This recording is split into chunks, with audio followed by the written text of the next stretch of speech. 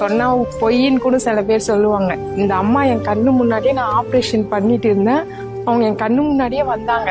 இங்க ஒரு வேண்டுதலுக்காக இந்த அம்மா கோயிலுக்காக நான் வந்தேன். நான் கன்சீவா ஆகணும்னு சொல்லிட்டு ஒரு பௌர்ணமிக்கு வந்தேன், வேண்டனேன்.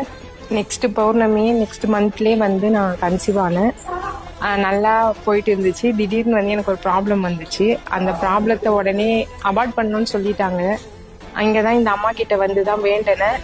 அந்த விஷயம் அப்படியே உடனே தம்பி வந்து வெயிட் கொஞ்சம் கம்மியா தான் அபார்ட் பண்ணிடணும்னு சொல்லிட்டாங்க. வெயிட் கம்மியா இருந்தாங்க. இவங்க கிட்ட வேண்டி எனக்கு அது உடனே நிறைவேறி இப்ப தம்பி நல்லா இருக்காங்க, 2 வயசு. எனக்கு அந்த ஆப்ரேஷன் பண்ணாங்க. இது சொன்னா பொய்ன்னு கூட சில பேர் சொல்லுவாங்க. இந்த அம்மா என் கண்ணு முன்னாடியே நான் ஆப்ரேஷன் பண்ணிட்டு இருந்தேன், அவங்க என் கண்ணு முன்னாடியே வந்தாங்க. நான் அதை உண்மையான உணர்ந்தேன். என் பிள்ளைய வெளியே எடுத்து என் கையில கொடுத்து அவங்க என்எல்சியில வைக்கணும்னு சொல்லிட்டாங்க.